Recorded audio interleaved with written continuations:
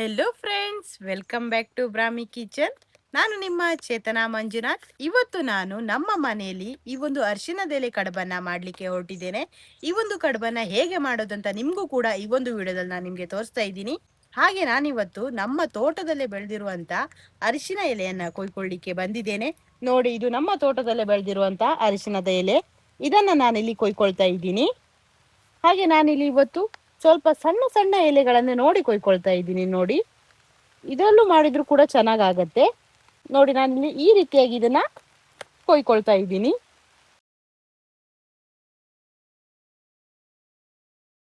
ನಾನಿಲ್ಲಿ ಇವತ್ತೊಂದು 4 ಜನಿಗಾಗುವಷ್ಟು ಕಡುಬನ್ನ ಮಾಡುತ್ತಿರೋದ್ರಿಂದ ಒಂದಿಷ್ಟು ಎಲೆನ ಕೊಯ್ಕೊಳ್ತಾ ಇದ್ದೀನಿ.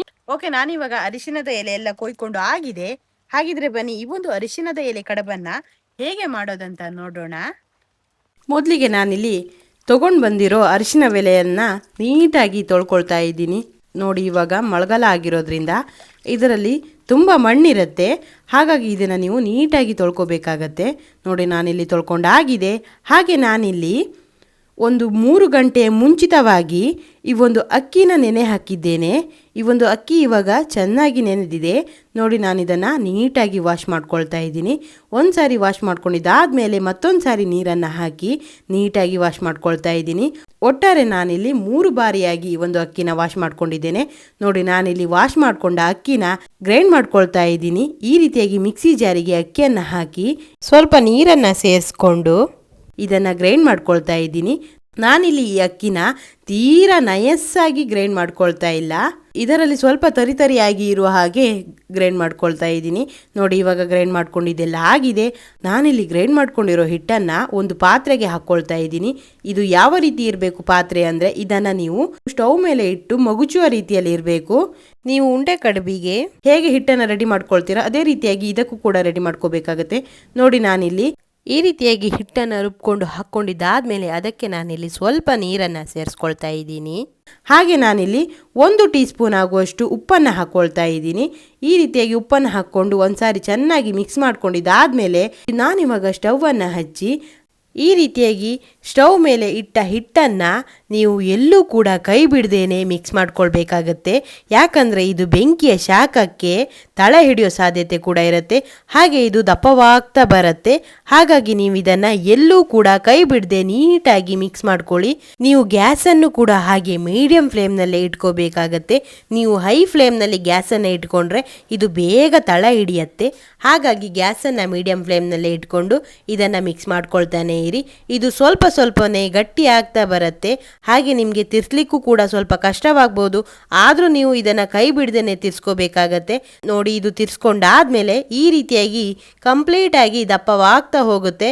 ಎಲ್ಲೂ ಕೂಡ ಒಂಚೂರು ನೀರಿಲ್ದೇನೆ ಇದು ದಪ್ಪವಾಗುತ್ತೆ. ಆ ರೀತಿಯಲ್ಲಿ ಆದ್ಮೇಲೆ ನೀವು ಸ್ಟವ್ ಅನ್ನ ಆಫ್ ಮಾಡ್ಕೋಬಹುದು. ಇದು ಸಾಕಾಗುತ್ತೆ. ನೀವು ಅನ್ಕೋಬಹುದು ಇದು ಹಿಟ್ಟು ಇಷ್ಟೇ ಬೆಂದಿದೆ ಅಂತ.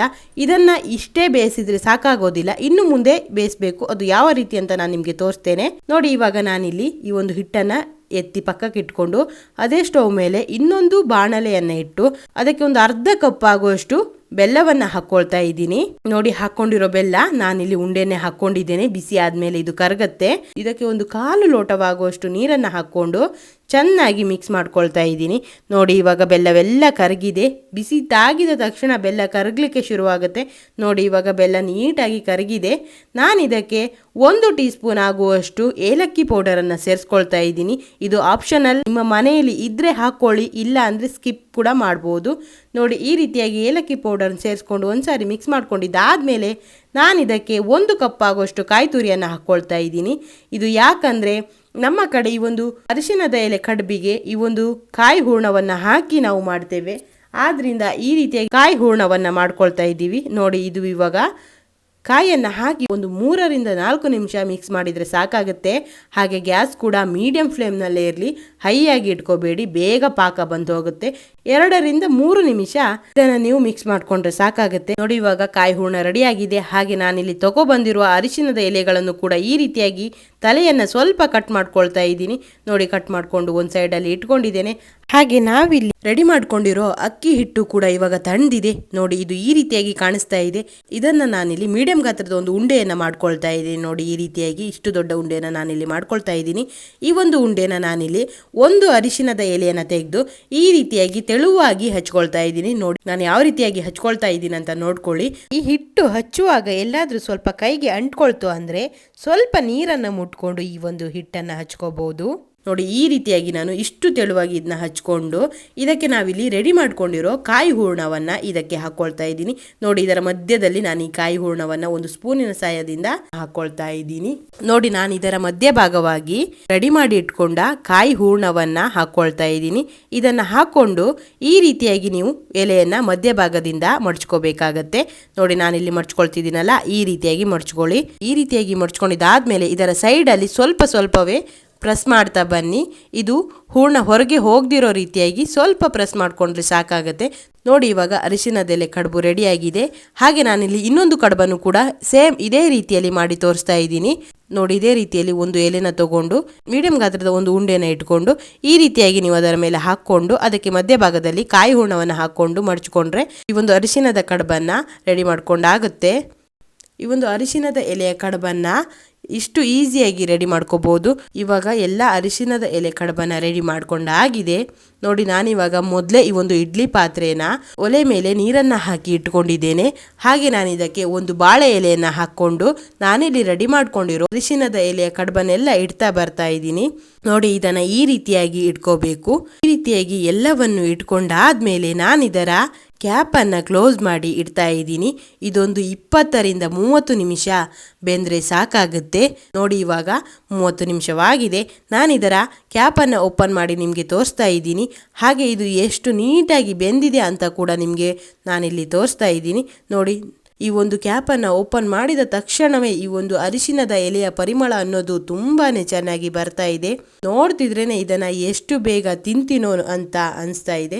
ಓಕೆ, ನಾನಿವಾಗ ಒಂದು 4 ಕಡುಬನ್ನ ತೆಗೆದು ನಿಮಗೆ ತೋರಿಸ್ತಾ ಇದ್ದೀನಿ ನೋಡಿ. ಇದು ಸ್ವಲ್ಪ ಹೊತ್ತು ತಣಿಲಿಕ್ಕೆ ಬಿಡ್ತಾ ಇದ್ದೀನಿ. ಬಿಸಿ ಇರುವಾಗ ಇದನ್ನ ಮುಟ್ಲಿಕ್ಕೆ ಆಗೋದಿಲ್ಲ ನೋಡಿ. ಇವಾಗ ಇದು ತಣ್ಣದಿದೆ.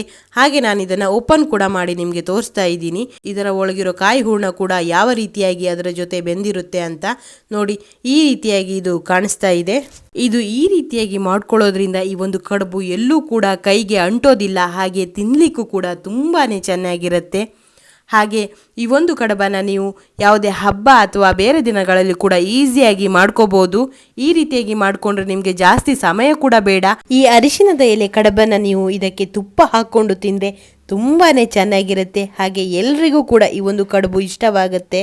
ಹಾಗೆ ಈ ಒಂದು ರೆಸಿಪಿ ನಿಮಗೆ ಇಷ್ಟವಾಗಿದ್ರೆ ಪ್ಲೀಸ್ ಲೈಕ್ ಮಾಡಿ. ಹಾಗೆ ನನ್ನ ಚಾನಲ್ನ ಸಬ್ಸ್ಕ್ರೈಬ್ ಮಾಡಿ. ನಿಮ್ಮ ಫ್ಯಾಮಿಲಿ ಹಾಗೂ ಫ್ರೆಂಡ್ಸ್ಗೂ ಈ ಒಂದು ವಿಡಿಯೋನ ಶೇರ್ ಮಾಡಿ. Thank you.